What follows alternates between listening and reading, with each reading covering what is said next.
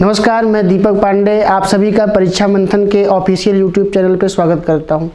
पिछले क्लास में हम लोगों ने राइट टू इक्वलिटी के बारे में, समानता के अधिकार के बारे में बात किया था और उसके अलावा समानता के अधिकार के एक्सेप्शन अपवाद के बारे में भी हम लोगों ने चर्चा कर लिया था। तो आज हम लोग का जो टॉपिक है स्वतंत्रता का अधिकार, राइट टू फ्रीडम के बारे में बात करेंगे कि भारत के नागरिकों को या सिटीजन ऑफ इंडिया को कौन कौन से फ्रीडम दिए गए हैं भारतीय संविधान के द्वारा। तो स्वतंत्रता के अधिकार के अंतर्गत हम लोग बात करेंगे अनुच्छेद 19 से लेकर अनुच्छेद 22 तक। तो अनुच्छेद 19 से अनुच्छेद 22 तक जो है स्वतंत्रता के अधिकार के बारे में बात की गई है, राइट टू फ्रीडम के बारे में बात की गई है। और ये जो स्वतंत्रता का अधिकार है, स्वतंत्रता के अधिकार में आर्टिकल 19 अनुच्छेद 19 जो है केवल और केवल जो है भारत के नागरिकों के लिए है, केवल भारत के नागरिकों के लिए, भारत के नागरिकों के लिए अधिकार, भारत के नागरिकों के लिए अधिकार।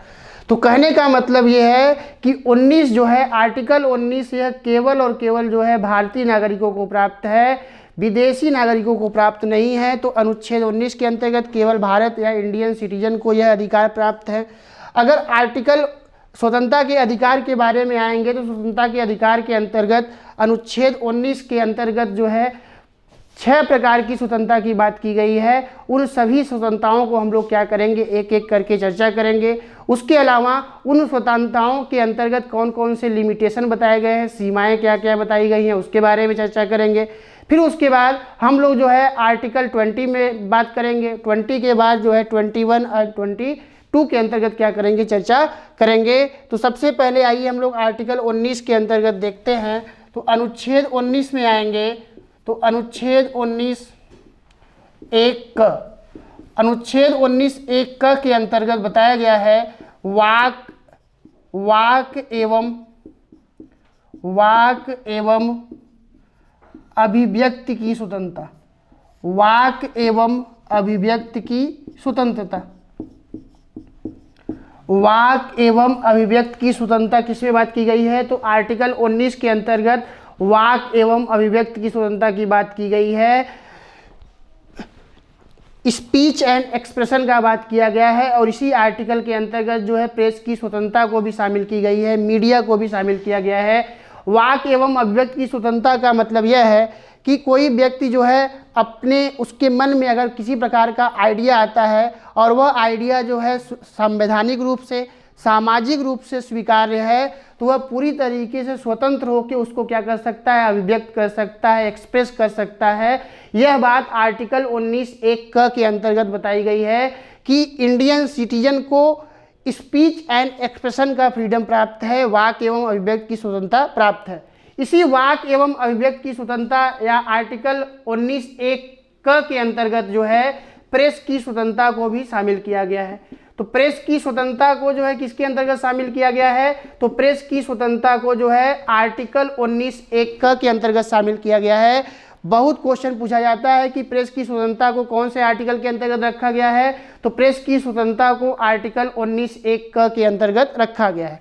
तो हम लोगों ने देखा वाक एवं अभिव्यक्ति की स्वतंत्रता। और उसी के अलावा अगर आपसे ये कहा जाए कि 19 एक के अंतर्गत बोलने का या एक्सप्रेस करने की स्वतंत्रता दी गई है, तो क्या इसका मतलब यह है कि व्यक्ति कुछ भी बोले?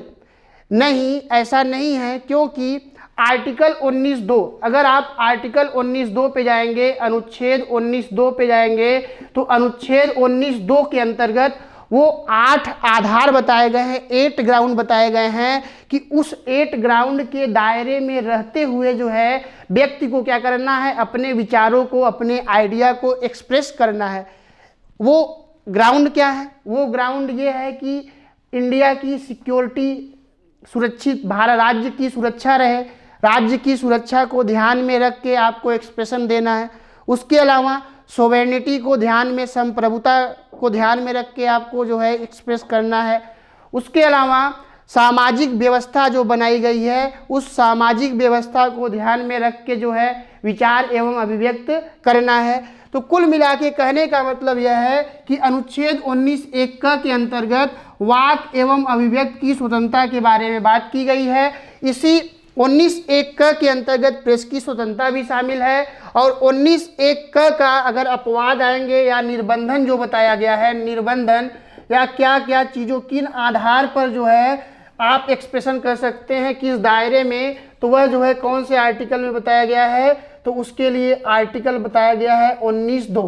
तो अनुच्छेद 19(2) में वो 8 आधार बताए गए हैं कि उस 8 आधार के दायरे में रहते हुए आपको क्या करना है, अपने विचारों को एक्सप्रेस करना है। वो 8 आधार क्या है? पहला है भारत की प्रभुता एवं अखंडता। तो भारत की प्रभुता, संप्रभुता, सोवेरेनिटी और इंटीग्रिटी को जो है ध्यान में रखते हुए आपको एक्सप्रेशन देना है। कहीं ऐसा एक्सप्रेशन न दे दें आप कि उससे भारत की जो है संप्रभुता, सोवेरेनिटी और इंटीग्रिटी क्या हो, प्रभावित हो। उसके अलावा राज्य की सुरक्षा, तो राज्य की सुरक्षा को ध्यान में रखते हुए आपको एक्सप्रेस करना है, विचार को अभिव्यक्त करना है। उसके बाद विदेशी राज्यों के साथ मैत्रीपूर्ण संबंध, लोक व्यवस्था जिस तरीके से बनाया गया है उसको ध्यान में रख के आपको क्या करना है, एक्सप्रेशन करना है। उसके अलावा न्यायालय की अवमानना, अगर न्यायालय के द्वारा किसी प्रकार का डिसीजन दिया जा रहा है तो वैसे डिसीजन की अवमानना नहीं करनी है, उसको ध्यान में रखते हुए आपको एक्सप्रेशन करना है। उसके बाद मानहानि, ये सभी जो है तरीके बताए गए हैं कि इन चीज़ों को ध्यान में रखते हुए अपने विचार को क्या करना है, अभिव्यक्त करना है, एक्सप्रेस करना है। और इसी विचार एवं अभिव्यक्त की स्वतंत्रता के अंतर्गत जो है प्रेस की स्वतंत्रता को भी क्या किया गया है, शामिल किया गया है। एक क्वेश्चन और भी पूछा जाता है कि विदेश जाने का अधिकार, तो विदेश जाने का अधिकार कौन से आर्टिकल के अंतर्गत शामिल है, तो विदेश जाने का अधिकार भी जो है आर्टिकल 19 या अनुच्छेद 19 के अंतर्गत शामिल किया गया है। तो अगर आपसे क्वेश्चन पूछा जाए कि 19(1) के अंतर्गत कौन सी स्वतंत्रता की बात की गई है, तो पहली स्वतंत्रता है वाक एवं अभिव्यक्त की स्वतंत्रता। इसी के अंतर्गत प्रेस की स्वतंत्रता को शामिल किया गया है और विदेश जाने के अधिकार को भी आर्टिकल 19 के अंतर्गत शामिल किया जाता है। उसके बाद अगर 19(1) के लिए निर्बंधन कहाँ पे लगाया गया है, तो जो है आर्टिकल 19(2) में जो है निर्बंधन की बात की गई है। अब आइए हम लोग देखते हैं आर्टिकल 19(1) ख के बारे में या 19(1) के बारे में देखते हैं कि उसमें क्या बताया गया है।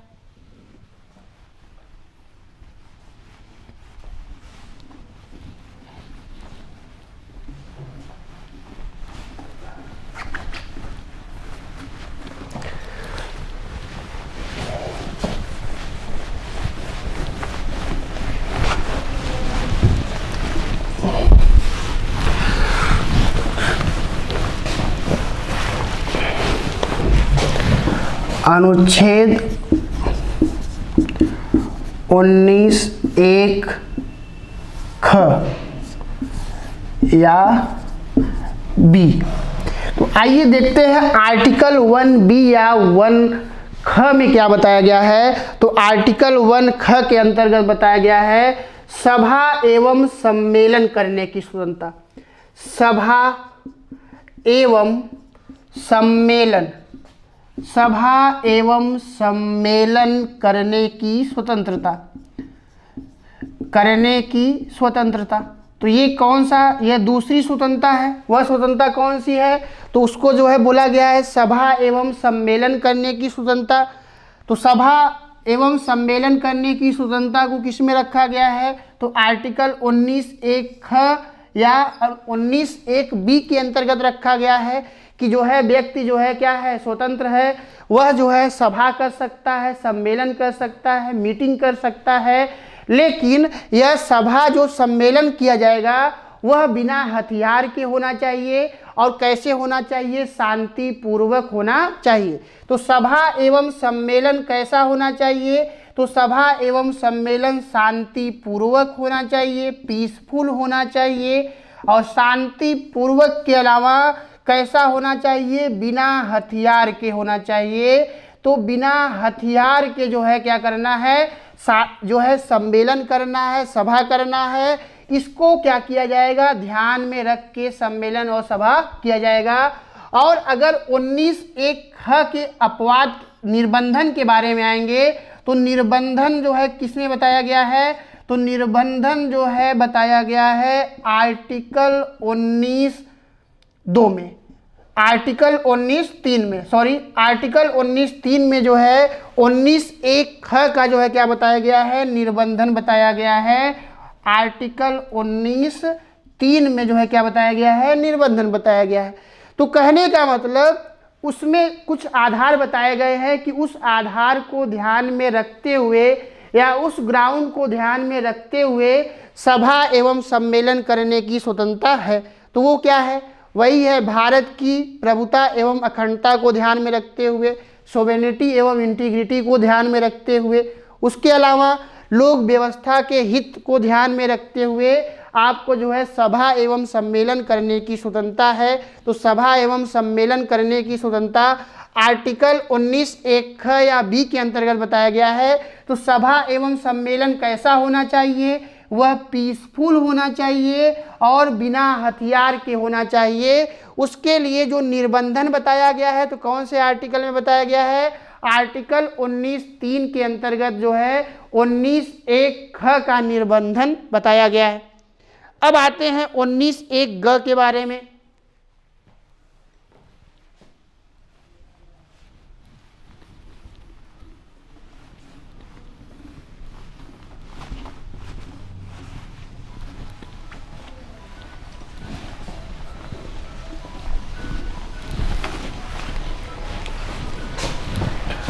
अनुच्छेद 19(1) या सी। तो अगर 19(1) या 19(c) में आएंगे तो इसके अंतर्गत बताया गया है संगठन या संघ बनाने की स्वतंत्रता, संगठन या संघ बनाने की स्वतंत्रता, संगठन या संघ बनाने की स्वतंत्रता। तो अगर संगठन या संघ बनाने की स्वतंत्रता की बारे में आएंगे तो कौन से आर्टिकल में बताया गया है, तो आर्टिकल 19(1) या 19(1) के अंतर्गत बताया गया है कि सिटीजन ऑफ इंडिया होने के नाते आपको यह भी स्वतंत्रताएं दी गई हैं कि आप क्या कर सकते हैं, कोई संगठन बना सकते हैं या कोई संघ बना सकते हैं। यह स्वतंत्रताएं आपको दी गई हैं, लेकिन संगठन या संघ जो है आपको इंटीग्रिटी और सोवेरेनिटी को ध्यान में रखते हुए क्या करना है, बनाना है। इसी संगठन या संघ बनाने की स्वतंत्रता के अंतर्गत कोई भी व्यक्ति जो है किसी कंपनी की स्थापना कर सकता है, कोई भी व्यक्ति किसी पार्टी की स्थापना कर सकता है या कुल मिला के किसी भी संगठन का स्थापना कर सकता है। उसको जो है स्वतंत्रता दी गई है फंडामेंटल राइट्स के अंतर्गत कि संगठन या संघ बनाने की स्वतंत्रता। और इसके निर्बंधन के बारे में आएंगे तो इसका जो निर्बंधन बताया गया है, तो निर्बंधन किसमें बताया गया है, तो निर्बंधन जो बताया गया है आर्टिकल 19(4) में। तो आर्टिकल 19(4) में जो है 19(1) का जो है निर्बंधन बताया गया है। और वह निर्बंधन जो है क्या बताए गए हैं, तो वही है लोक व्यवस्था को ध्यान में रख के आपको संगठन बनाना है, इंटीग्रिटी और सोवेरेनिटी को ध्यान में रखते हुए, उसके अलावा सदाचार के हित में, कहने का मतलब मोरालिटी आपको बना के रखना है कि आपका संगठन या संघ जो है सोसाइटी में मोरालिटी को बनाए रखा है। तो इस सभी चीज़ों को ध्यान में रखते हुए व्यक्ति को या सिटीजन ऑफ इंडिया को जो है क्या है, यह अधिकार प्राप्त है कि वह किसी संगठन या किसी संघ का निर्माण कर सकता है। उसके अलावा अगर आप आएंगे 19(1) में तो इसको जो है स्क्रीनशॉट ले लीजिएगा, संगठन या संघ बनाने की स्वतंत्रता।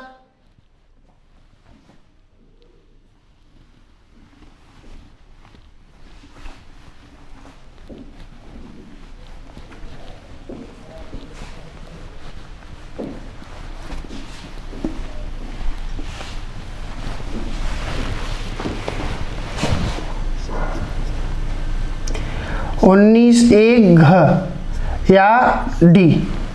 तो 19(1) या डी आएंगे तो इसके अंतर्गत संचरण करने की स्वतंत्रता है, संचरण करने की स्वतंत्रता। तो संचरण करने की स्वतंत्रता अगर आएंगे तो संचरण करने की स्वतंत्रता की बात किसमें की गई है?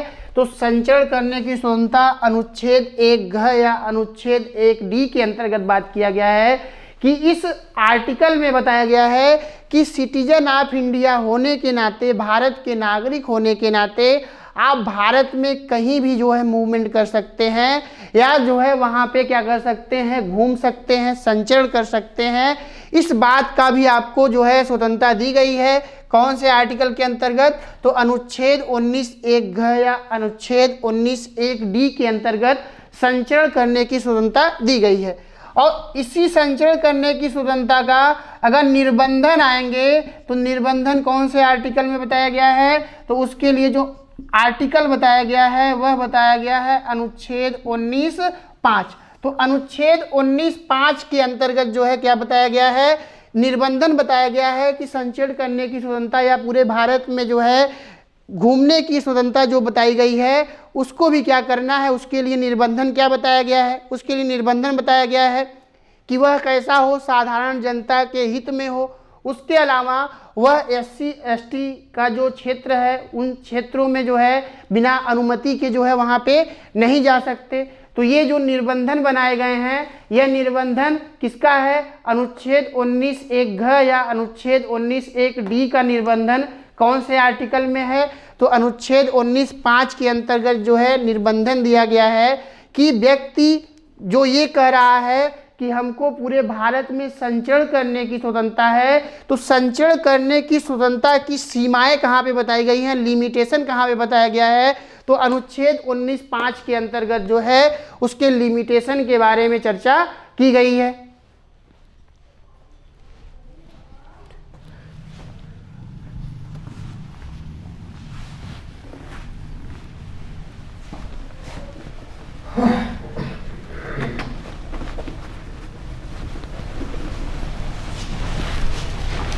अनुच्छेद 19(1) अंग या ई।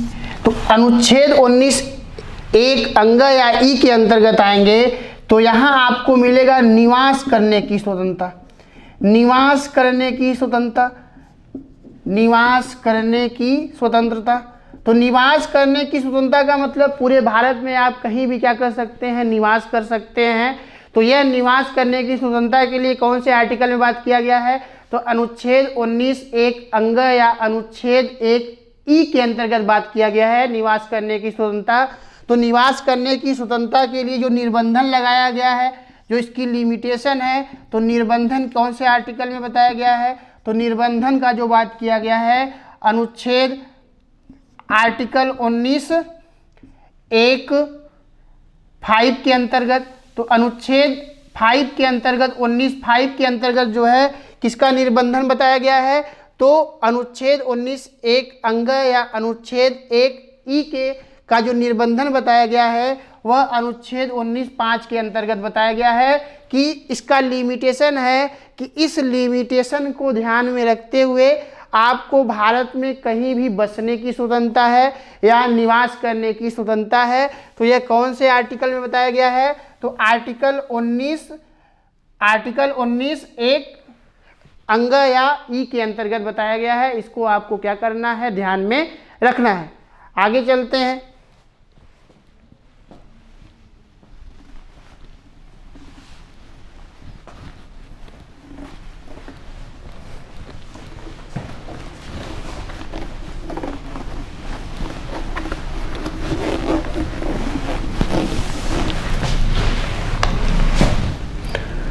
अनुच्छेद 19(f) के अंतर्गत, तो अनुच्छेद 19(f) के अंतर्गत आएंगे तो वृत्ति एवं व्यापार की स्वतंत्रता। तो वृत्ति एवं व्यापार की स्वतंत्रता किसके अंतर्गत है? तो यह जो है आर्टिकल 19(f) के अंतर्गत है। तो आप जो है क्या कर सकते हैं, बिजनेस या व्यापार कर सकते हैं। इस आधार पर भारतीय संविधान के द्वारा आपको स्वतंत्रताएं दी गई हैं। तो वृत्ति एवं व्यापार की स्वतंत्रता आर्टिकल एक एफ के अंतर्गत बताया गया है। और इसकी जो निर्बंधन बताया गया है, जो इसका लिमिटेशन बताया गया है, तो निर्बंधन कौन से आर्टिकल में बताया गया है, तो उसके लिए आर्टिकल 19(6). तो 19(6) में जो है इसके निर्बंधन के बारे में बात की गई है। तो इस प्रकार हम लोगों ने देखा कि 6 प्रकार की क्या थी, स्वतंत्रताएं थी। 6 प्रकार की स्वतंत्रताओं के बारे में हम लोगों ने देखा। उसके अलावा 1978 से पहले, 1978 से पहले जाएंगे तो 1978 से पहले कितनी स्वतंत्रताएं थी, तो 7 प्रकार की स्वतंत्रताएं थी। उन 7 प्रकार की स्वतंत्रताओं में जो आर्टिकल 19(1)(च), तो आर्टिकल 19(1)(च) के अंतर्गत जो है जो स्वतंत्रता थी, उसको जो है हम लोग संपत्ति के अर्जन की स्वतंत्रता के बारे में जानते हैं। और उस स्वतंत्रता को जो है क्या कर दिया गया, 44वां संशोधन 1978 के द्वारा उसे जो है निश्चित कर दिया गया, समाप्त कर दिया गया।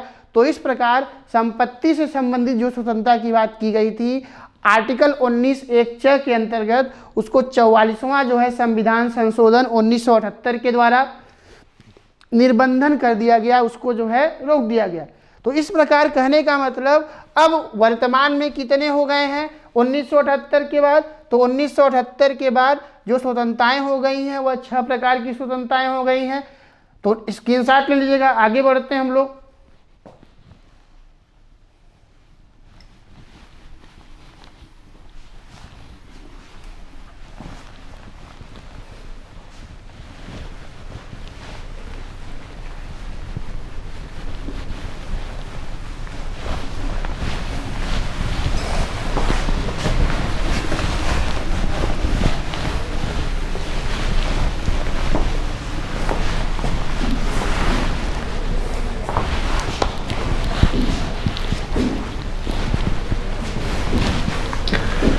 हम लोगों ने देखा कि right to freedom, right to freedom या स्वतंत्रता का अधिकार, स्वतंत्रता का अधिकार।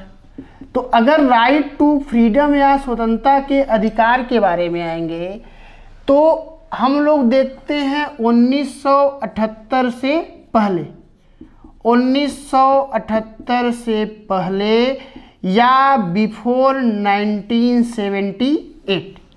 और दूसरा हम लोग देखते हैं 1978 के बाद या आफ्टर 1978, 1978 के बाद।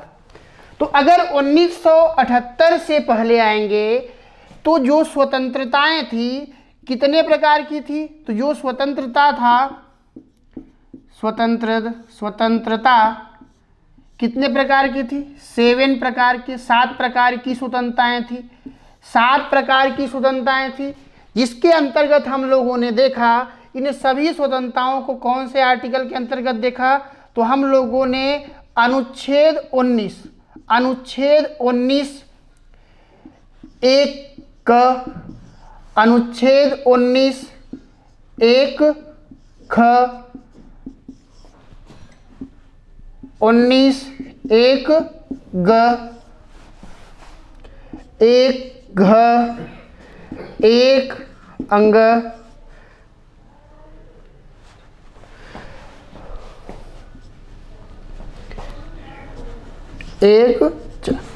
ये जो है हम लोगों ने क्या देखा, स्वतंत्रता के बारे में देखा। ये कितने प्रकार के थे, 7 प्रकार की स्वतंत्रताएं थी। 7 प्रकार की स्वतंत्रताओं को जो है कब थी, 1978 से पहले। तो 1978 से पहले आप आएंगे तो वाक एवं अभिव्यक्ति की स्वतंत्रता, वाक एवं अभिव्यक्ति की स्वतंत्रता के बाद जो है सम्मेलन की स्वतंत्रता, सम्मेलन की स्वतंत्रता के बाद संगठन बनाने की स्वतंत्रता, संगठन बनाने की स्वतंत्रता, निवास करने की स्वतंत्रता, संचरण की स्वतंत्रता, वृत्ति एवं व्यापार की स्वतंत्रता। उसके अलावा एक स्वतंत्रता जो था संपत्ति से संबंधित स्वतंत्रता के बारे में या संपत्ति के अर्जन से संबंधित स्वतंत्रता के बारे में, तो जो है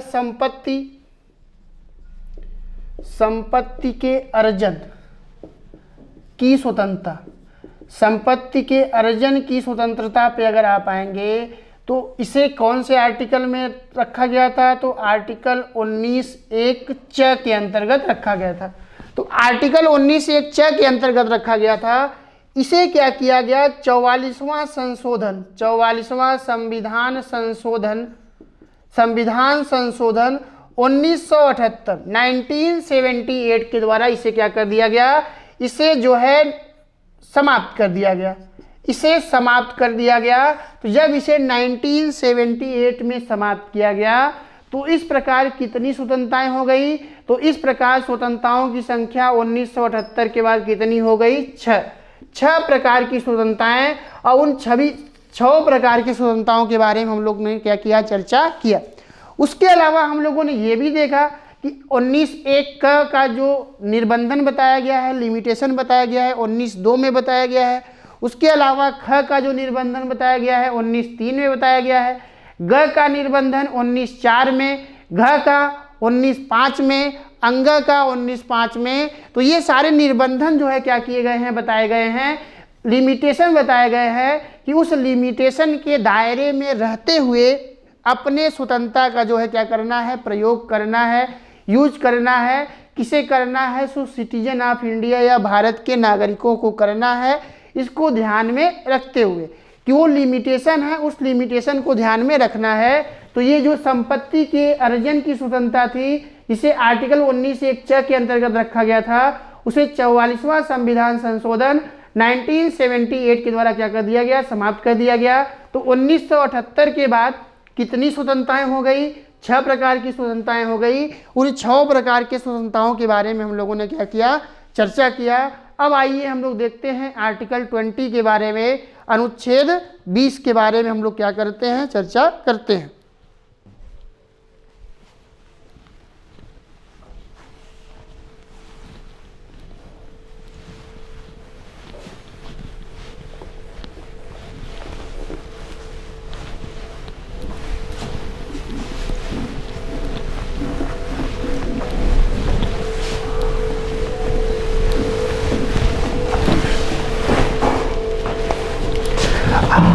अनुच्छेद 20 में आएंगे तो आपको मिलेगा दोष सिद्धि के संदर्भ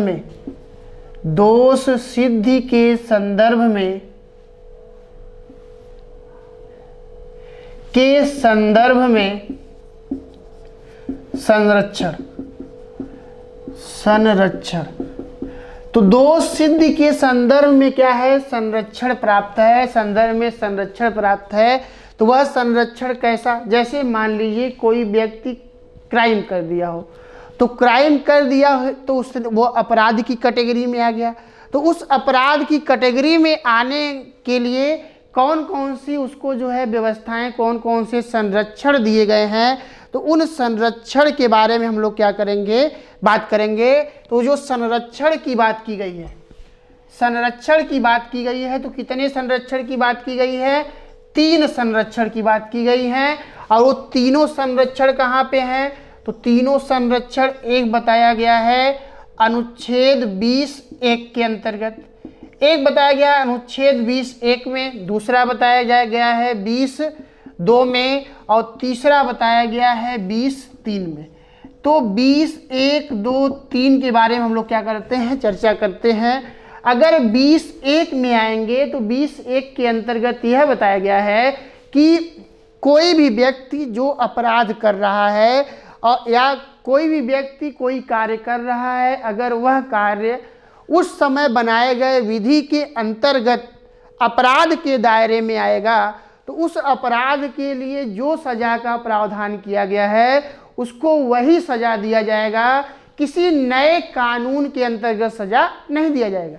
या कहने का मतलब यह है कि जो व्यक्ति जिस समय कोई भी अपराध करता है तो उस अपराध के लिए उस समय लागू जो भी विधि है, जो भी कानून है, उस कानून के दायरे में जो भी अपराध के बारे में बताया गया है, सजा के बारे में बताया गया है, उसके अंतर्गत उतना ही सजा उसको दिया जाएगा।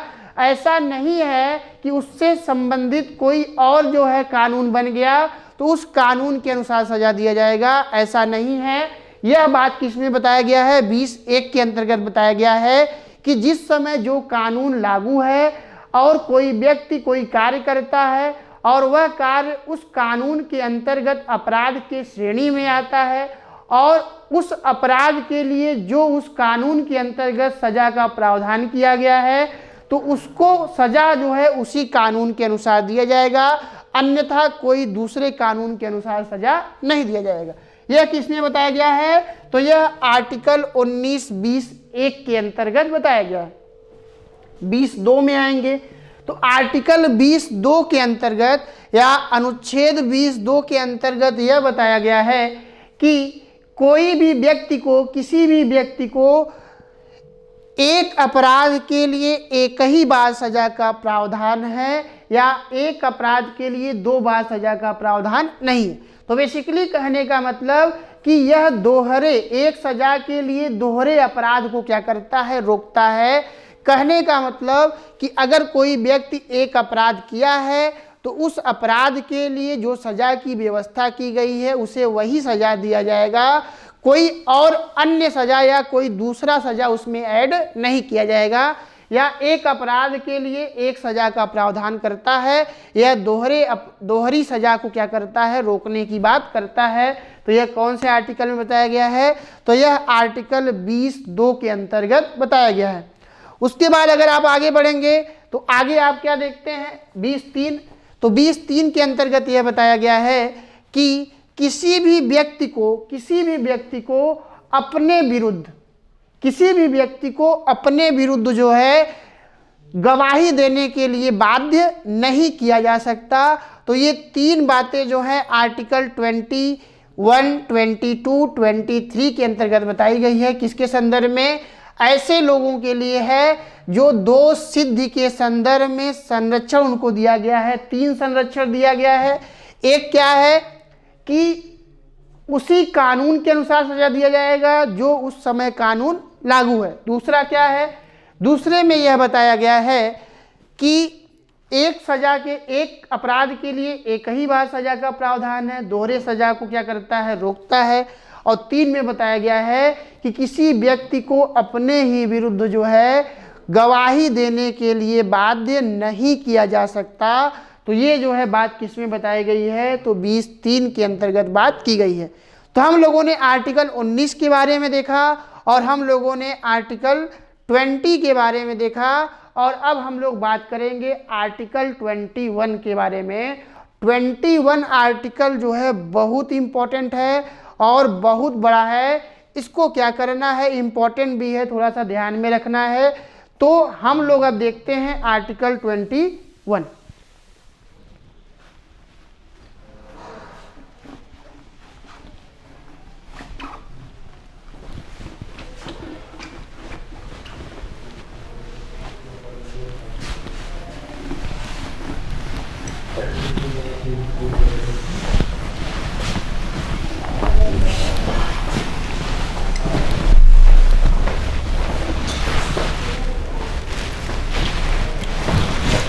आर्टिकल 21 में बताया गया है प्राण एवं दैहिक जीवन की स्वतंत्रता। प्राण एवं दैहिक जीवन की स्वतंत्रता के बारे में बात की गई है। इसमें या इसी को बोलते हैं राइट टू लाइफ या जीवन जीने का अधिकार। जीवन जीने का अधिकार जो है किसमें बताया गया है? तो आर्टिकल 21 के अंतर्गत राइट टू लाइफ की बात की गई है या प्राण एवं दैहिक जीवन की स्वतंत्रता की बात की गई है। तो अब हम लोग आर्टिकल 21 के अंतर्गत इसके बारे में बात करेंगे।